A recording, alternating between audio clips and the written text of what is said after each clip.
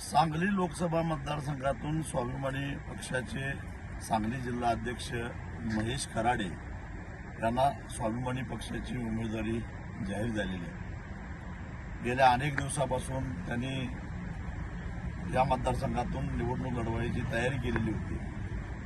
त्याचबरोबर ऑक्टोबर-नोव्हेंबरमध्ये जेव्हा ऊस आंदोलन झालं तेव्हा जवळजवळ 550 किलोमीटर पदयात्रा काढलेली होती। 20-22 दिवस पदयात्रा चालली होती।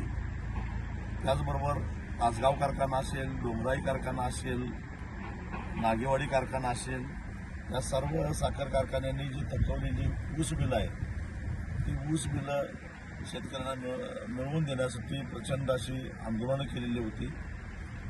बेदाण्याच्या प्रश्नावर आंदोलन करून बेदाणा जो उधळला जातो किंवा बेदाणा व्यापारी जे पैसे बुडवतात ते पैसे वसूल करण्यामध्ये अनेक व्यापाऱ्यांच्या मुसक्या बांधून त्यांच्याकडून पैसे वसूल करून देण्याचं काम केलं आहे। बाजार समितीमध्ये होणारा जो अन्याय आहे शेतकऱ्यांच्यावर त्याविरोधात सातत्यानं आवाज उठवला आहे। गेल्या अनेक दिवसापासून स्वाभिमानी पक्षाचा जिल्हाध्यक्ष म्हणून स्वाभिमानी शेतकरी संघटनेचा एक कणखर नेता म्हणून त्यांनी अतिशय चांगल्या पद्धतीनं काम केलं आहे। एक सच्चा आणि एक फाटका शेतकरी असणाऱ्या कार्यकर्त्याला या मतदारसंघामध्ये उमेदवारी दिली आहे। गेल्या निवडणुकीमध्ये स्वाभिमानी पक्षानं ही जागा लढवली होती।